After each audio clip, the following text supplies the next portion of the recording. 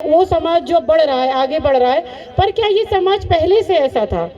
तो बतौर स्त्री मैं कहूँगी कि हर चाहने वाला गर्भवती स्त्री अगर होती है तो लोग पुत्र प्राप्ति की कामनाएं करते हैं, पुत्र प्राप्ति के व्रत रखते हैं। तो मेरी बात वहीं से शुरू होगी। क्योंकि मैं स्त्री हूँ तो मैं खुद पर लेके ये बात कहूँगी कि मैं स्त्री हूँ, मैं स्त्री हूँ। सुने सभी महिलाएं सुने, पंडाल में मौजूद सभी महिलाएं सुने।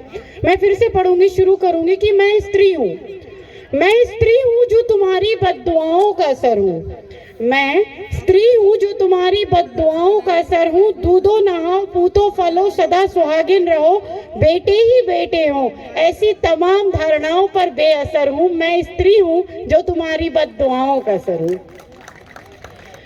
दुनिया भर में होते तमाम पूजा पाठ व्रत हवन तुम्हारे हिस्से में आए।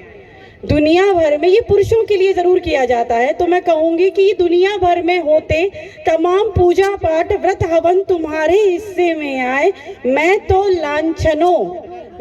लांछनों गालियों कायदों रिवाजों में लिप्त समाज में व्याप्त सबर हूँ। मैं स्त्री हूँ, बद्दुआओं का असर हूँ। ये बात अभी जो मैम ने मेरे से पहले आदरणीय कवित्री महोदया ने बात कही कि जमाने की तमाम गालियां स्त्रियों पर हैं, तो मैं उस बात को लेकर फिर अपनी बात कहूंगी कि दुनिया भर में होती तमाम पूजा पाठ व्रत हवन तुम्हारे हिस्से में आए। मैं तो लांछनों गालियों कायदों में लिप्त समाज में व्याप्त सबर हूँ। मैं स्त्री हूँ, बद्दुआओं का असर हूँ। आपकी प्रतिक्रिया चाहूंगी अगर आपको छुआ हो तो। आगे पढ़ूंगी मैं कि वो बिछिया, महिलाओं की तमाम आभूषण होते हैं पर वो आधारित पुरुषों पर होते हैं। पहनती महिलाएं आभूषण है, सुंदर महिलाएं लगती हैं, पर वो आधारित पुरुषों पर होते हैं। तो मैं फिर पढ़ूंगी अपनी कुछ पंक्तियां। स्वागत है, धन्यवाद।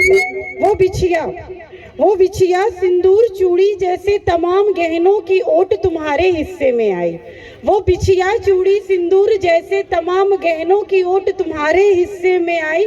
वो आशीषों अर्जियों की ढाल भी तुम्हारे भाग्य में आई। वो बिछिया चूड़ी जैसे तमाम गहनों की ओट तुम्हारे हिस्से में आई। वो अर्जियों और आशीषों की ढाल भी तुम्हारे भाग्य में आई। मैं तो प्रथाओं रिवाजों रस्मों पे नाम पर ठग रहे, मैं तो प्रथाओं रस्मों रिवाजों के नाम पर ठग रहे इस समाज में जिंदा और प्रखर हूँ। मैं स्त्री हूँ, बद्दुआओं का असर हूँ। बहुत धन्यवाद, बहुत धन्यवाद। आगे पढ़ूंगी कुछ कायदे जो मुझे बचपन से सुनने मिले हैं, और अच्छे भी हैं बुरे भी हैं, वो आप तक है कि आप उन्हें कैसे लेते हैं। पर मैं कहूंगी जो मुझे चुभा, अगर किसी को चुभा तो माफी चाहूंगी, पर मैं चाहूंगी कि चुभे। तो मैं कहूंगी कि मुझे बैठने उठने का सलीका सिखाया जाता है, मुझे बैठने उठने का सलीका सिखाया जाता है। चादर लेकर सोना बाहर से लौटने का समय गिनाया जाता है। मुझे बैठने उठने का सलीका सिखाया जाता है, धीमे बोलना, चादर लेकर सोना बाहर से लौटने का समय गिनाया जाता है। तुम्हारे मौज मस्ती भरे जीवन में गुनाहों को गलतियां कह माफ करते इस समाज में मैं जिंदा प्रखर स्तब्ध और मुकर्रर हूँ। मैं स्त्री हूँ, बद्दुआओं का असर हूँ। बहुत धन्यवाद। बहुत अच्छा पढ़ रहे हो आप। कई बार प्रतिक्रिया ना मिलना इसलिए नहीं होता कि वो आपने कहा है, कई बार लोग खो जाते हैं आपकी पंक्तियों में, आपके शब्दों में इतना मुग्ध हो जाते हैं कि वो उस प्रतिक्रिया को देने से वंचित रह जाते हैं। बहुत आभार सर, मैं सरोकार रखती हूँ आपकी बात से। आप पुराने मंजे हुए कवि हैं। आभार का तो मैं अंतिम दो पंक्तियां कहूंगी कि हूँ निशब्द।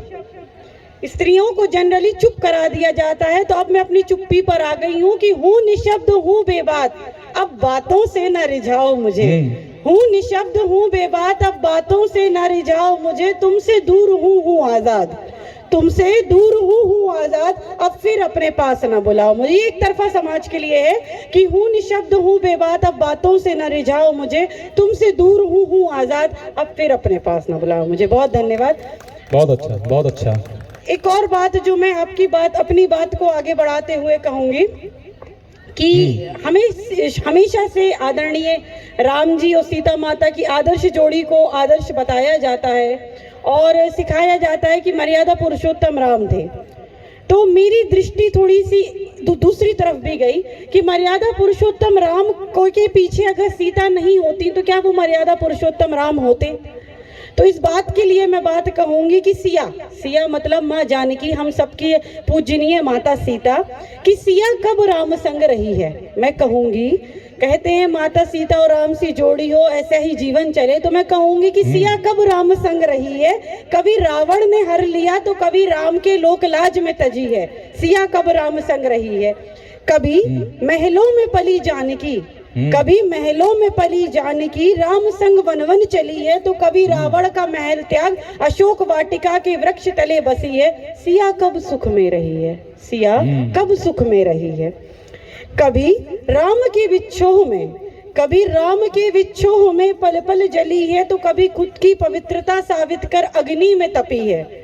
तो कभी खुद की पवित्रता साबित कर अग्नि में तपी है। सिया कब सुख में रही है। कभी वन देवी वन, कभी वन देवी वन गुरु के आश्रम में रही। तो कभी लवकुश की अबला माँ उनके जीवन को स्नेह से भरी है। सिया तो बस सहती ही रही है। क्या बात है? सिया तो बस सहती ही रही है। सिया तो राम बिन भी राम की ही रही है। धीरज धर, अंतिम पंक्तियों पे जरा ध्यान दें कि सिया तो राम बिन भी राम की ही रही है। धीरज धर, होठ से धरा से निकल धरा में समा गई है। सिया तो बस सहती ही रही है। सिया तो बहुत बस सहती रही। बहुत धन्यवाद, बहुत आभार सुनने के लिए। बहुत बढ़िया। मैं आभार व्यक्त करूंगी आप सभी का, मुझे जो 2 मिनट सुना। साथ ही मैं आभार व्यक्त करूंगी अपने गुरु, मेरे शिक्षक शैलेंद्र तिवारी सर का, मेरे कुछ अनन्य मित्र शैलेंद्र, मेरे मित्र का नाम भी शैलेंद्र राजपूत, अभिषेक, हिमांशु, मेरे भाई नितिन अवस्थी, राघवेंद्र अवस्थी, और आप सभी का जो यहाँ मुझे सुना, जिन्होंने समय दिया अपना। बहुत आभार पिंक क्लब। धन्यवाद। हमारी तरफ से उन सभी का फिर से विशेष आभार जिनका इन्होंने नाम लिया, क्योंकि इतना आभार इसलिए भी